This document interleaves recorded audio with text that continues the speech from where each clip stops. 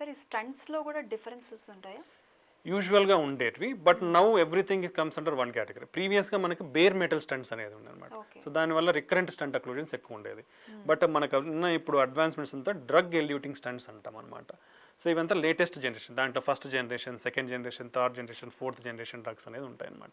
So అవంతా ఏంటంటే ఈ డ్రగ్ ఎల్యూటింగ్ స్టంట్స్లో మన స్టంట్ యొక్క థిక్నెస్ ఉండేది. ఆ థిక్నెస్ ఇంతకుముందు ఎక్కువ ఉండేది. ఇప్పుడు అంతా థిన్ మెటల్ స్టంట్స్, ఆ థిక్నెస్ వల్ల రికరెంట్ స్టెనోసిస్ ఎక్కువ వచ్చేదన్నమాట. ఇప్పుడు ఆ థిక్నెస్ అంతా తగ్గించేసి దాని రేడియల్ స్ట్రెంగ్త్ అనేది కూడా ఇంప్రూవ్ అయ్యి థిన్ మెటల్ స్టంట్స్ అనేది వస్తున్నాయి. దాంట్లో డిజైన్స్ చెప్పాను, అంటే లింక్ ఉంటాయి. ఆ లింక్స్ అన్ని కూడా ఇంతకుముందు closed cell design, open cell design అంటాం అనమాట.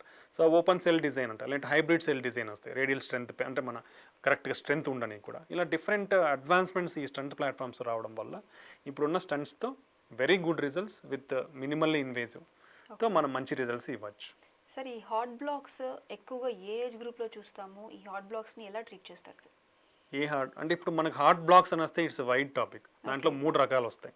ఇప్పుడు మనం చూసింది కొరనరీ ఆర్టరీ బ్లాక్స్ అన్నాం, అంటే ఈ మన గుండె రక్తనాళాల్లో వచ్చేదాన్ని కొరనరీ ఆర్టరీ బ్లాక్స్ అంటాం. అవి స్టంటింగ్ ద్వారా ట్రీట్ చేస్తాం. ఇంకోటి మీరు హార్ట్ బ్లాక్ అన్నారు. హార్ట్ బ్లాక్ అనే కాన్సెప్ట్ జనరల్ వర్డ్లో తీసుకుంటే హార్ట్ బ్లాక్ అంటే అందరూ ఈ కొరనరీ ఆర్టరీ బ్లాక్స్ అనే అనుకుంటారు. But there are 2 types of blocks. Valve blocks అంటాం, అంటే మన గదుల మధ్యలో వాల్స్ అని వాడాం కదా, ఆ వాల్స్ బ్లాక్ అయ్యే ఛాన్స్ ఉంటుంది. ఆ వాల్స్ బ్లాక్ అయినప్పుడు ఏంటంటే వాల్వ్ రిప్లేస్మెంట్స్ అని చేస్తాం. రెండోది మన గుండెకి ఎలక్ట్రికల్ కండక్షన్ సిస్టమ్ అనేది ఉంటుందన్నమాట. సో ఆ ఎలక్ట్రికల్ కండక్షన్ సిస్టంలో ప్రాబ్లం ఉన్నప్పుడు మన హార్ట్ రేట్ అబ్నార్మాలిటీస్ వస్తాయి, అంటే హార్ట్ రేట్ పడిపోయే అవకాశం ఉండొచ్చు. ఆ హార్ట్ రేట్ పడిపోయినప్పుడు మనం పేస్ మేకర్ అనేది వాడతాం. ఇవి డిఫరెంట్ టైప్స్ ఆఫ్ ట్రీట్మెంట్స్. మనం రొటీన్గా హార్ట్ అటాక్ అని మాట్లాడితే దానికి వచ్చి ట్రీట్మెంట్ వచ్చేసి స్టంట్స్ కానీ బైపాస్ సర్జరీ కానీ చేయించుకోవడం అనమాట. ఇప్పుడు మనకున్న టెక్నాలజీస్ ఏమున్నాయి కొరనరీ స్టంట్స్ వేసేటప్పుడు ఏంటంటే డిఫరెంట్ టెక్నాలజీస్ వచ్చేసాయి మనకి, లాట్ ఆఫ్ అడ్వాన్స్మెంట్స్. సో మనమంతా ఇప్పుడు ప్లెయిన్గా చూసి యాంజియోగ్రఫిక్ స్టంటింగ్ అంటాం, అంటే మనం క్యాత్ ల్యాబ్లో తీసుకొని పోయి ఒక స్క్రీన్లో యాంజియోగ్రామ్ చేస్తాము. ఆ యాంజియోలో మనకి కనిపించే దాన్ని బట్టి మనం స్టంట్ వేస్తాం. అలా కాకుండా ఇమేజ్ గైడెడ్ స్టంటింగ్ అనేది వచ్చింది మనకు. అంటే ఇమేజ్ గైడెడ్ అంటే ఏంటంటే ఒక చిన్న వీడియో కెమెరాని ఈ ట్యూబ్ లోపలికి పంపిస్తాం. పంపించినప్పుడు ఈ వాల్స్ మీద ఎటువంటి ప్లాక్స్ ఉన్నాయి, అంటే ఫైబరస్ ప్లాక్ ఉందా, క్యాల్సిఫిక్ ప్లాక్ ఉందా అనేది మనకి తెలుస్తుంది అనమాట. డీటెయిల్గా ఎంత పర్సెంట్ ఉంది, అంటే ఈ టోటల్ సర్కిల్లో ఉందా ఈ ప్లాక్ అనేది, అంటే ఈ ఫ్యాట్ కొవ్వు అనేది పేరుకుపోయినది, లేదంటే కొంచెం 180 డిగ్రీసే ఉందా, 360 డిగ్రీస్ ఉందా అనేది ఎవ్రీ డీటెయిల్ మనకు తెలుస్తుంది. సో దీన్నే ఇమేజ్ గైడెడ్ స్టంటింగ్ అంటాం. సో ఇది మనకు వచ్చినప్పుడు మనం ఈ క్యారెక్టరిస్టిక్స్ని అబ్జర్వ్ చేసి దీన్ని ట్రీట్ చేయాలంటే ఎటువంటి మెటీరియల్ వాడాలి, ప్రాపర్గా ట్రీట్ చేయాలి అనేది మనకు అర్థమవుతుంది. దాన్ని ట్రీట్ చేసిన తర్వాత స్టంట్ లెంత్, ఏ సైజు స్టంట్ పెట్టాలి, ఎంత ఇప్పుడు దీనికి కరెక్ట్గా అతుక్కోవాలి మనం వేసిన స్టంట్. ఇప్పుడు ఇది ఫర్ సపోజ్ 4 mm ఉందనుకోండి, 4 mm ఉంటుంది. నేను 3.5 mm వేసినాను అనుకోండి, స్టంట్కి వాల్స్కి మధ్యలో గ్యాప్ ఉండే ఛాన్స్ ఉంటుంది. సో మనం కరెక్ట్గా సైజ్ ఆఫ్ ద వెజల్ కూడా తెలుసుకోవచ్చు. ప్లస్ లెంత్, ఈ ప్లాక్ అంటే ఈ కొలెస్ట్రాల్ పెరిగిపోయినది ఎంత లెంత్ ఉంది, ఎంత డిస్టెన్స్ వరకు ఉంది అనేది నాకు క్లియర్గా తెలుస్తుంది. సో నేను తక్కువ సైజు ఉన్న స్టంట్ కానీ అనవసరంగా పొడవాటి స్టంట్ కానీ వేయాల్సిన అవసరం లేదు. సో మనకి ఈ స్టంట్ వేయకముందు ఇట్లాంటి ఇమేజ్ గైడెడ్ అంటే 2 టైప్స్ ఆఫ్ ఇమేజెస్ ఉన్నాయి మనకి. ఓసిటీ అంటాం, కలర్డ్ ఇమేజెస్ వస్తాయి మనకి, optical coherence tomography. Then IVUS అంటాం, ఇంట్రావాస్కులర్ అల్ట్రాసౌండ్ ఇమేజింగ్ అంటాం. సో దాంట్లో black and white images. There are 2 images, అంటే బేస్డ్ ఆన్ డిఫరెంట్ ప్రాపర్టీస్ అనమాట మనం. సో దీని ద్వారా మనం ఇంత డీటెయిల్గా మన బ్లడ్ వెజల్స్లో ఉండే కొవ్వు పేరుకుపోయిన దాన్ని మనం స్టడీ చేయడం రెండిట్లోనే చేయొచ్చు. దానికంటే అంటే దాంట్లో ఇప్పుడు ఓసిటీ అనే దాంతో we'll can go to more near field అంటాం, అంటే చాలా క్లారిటీగా తెలుస్తుంది నియర్గా ఉండేది. ఐవాస్లో ఏంటంటే కొంచెం డిస్టెన్స్ నుంచి ఓవరాల్ అనేది దాంట్లో తెలుస్తుంది అనమాట.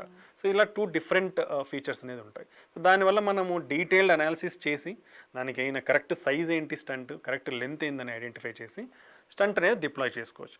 స్టంట్ డిప్లాయ్ చేసిన తర్వాత మనకు తెలుసుకోవాలి, ఇప్పుడు నేను స్టంట్ వేసాను అది కరెక్ట్గా వాల్స్కి అతుక్కుందా లేదా, ఏదైనా ప్రాబ్లం ఉందా, ఏదైనా డిసెక్షన్స్ అంటాం, అంటే ఈ వాల్స్లో కోతలు ఏమన్నా ఏర్పడ్డాయా అనేది మనం తెలుసుకోవాలి. ఎందుకంటే అవి మనకి యాంజియోగ్రఫీలో తెలియవు. యాంజియోగ్రఫీలో చూస్తే బాగానే రిజల్ట్ ఉంటుంది, బట్ ఒక్కొక్కసారి ఈ ప్రాబ్లమ్స్ ఉండే ఛాన్స్ ఉంటుంది.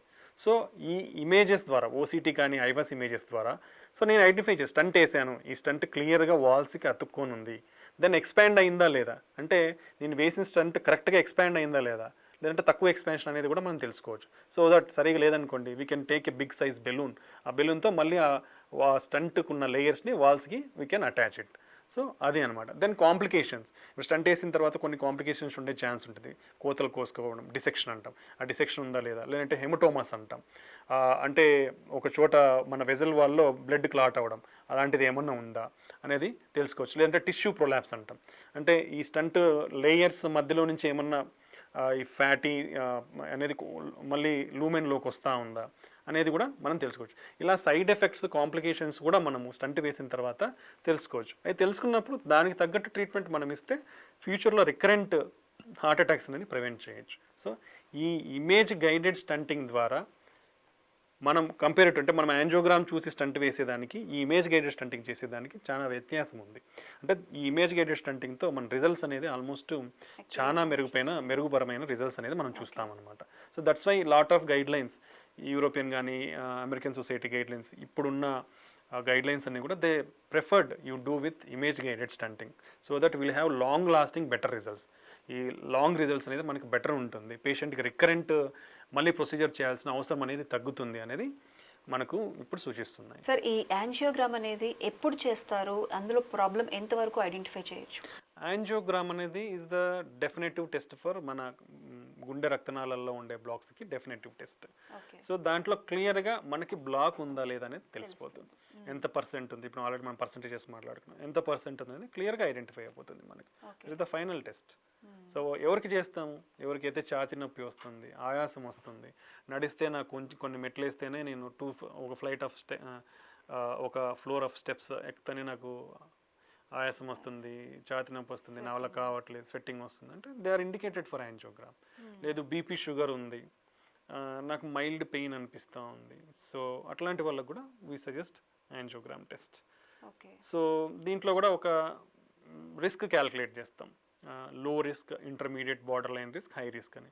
హై రిస్క్ ఉన్న వాళ్ళకి డైరెక్ట్లీ ప్రిఫరబుల్ ఇస్ యాంజియోగ్రామ్, అంటే కన్వెన్షనల్ యాంజియోగ్రామ్ అంటాం మనం చేసేది. ఇమీడియట్గా చేసేస్తారా సార్, లేదంటే బాడీ కండిషన్ కూడా ఇంపార్టెంట్, అంటే బీపీ లెవెల్స్, షుగర్ లెవెల్స్? యూజువల్గా అవన్నీ మనము if they are under control we can do immediately. Angiogram వరకు not a problem, we can do that. But before if you go for stenting you can control, అంటే admit చేసినప్పుడు we will control these things with medications. మెడికేషన్స్తో control చేసి stenting చేసే ముందర ఇవన్నీ control చేసి చేస్తాం అనమాట. బట్ యాంజియోగ్రామ్ చేయొచ్చు, ప్రాబ్లమ్ అంటే unless very high sugars, very high pressures ఉంటే తప్ప వీ డోంట్ డిలే. అది థింగ్, ఫస్ట్ థింగ్.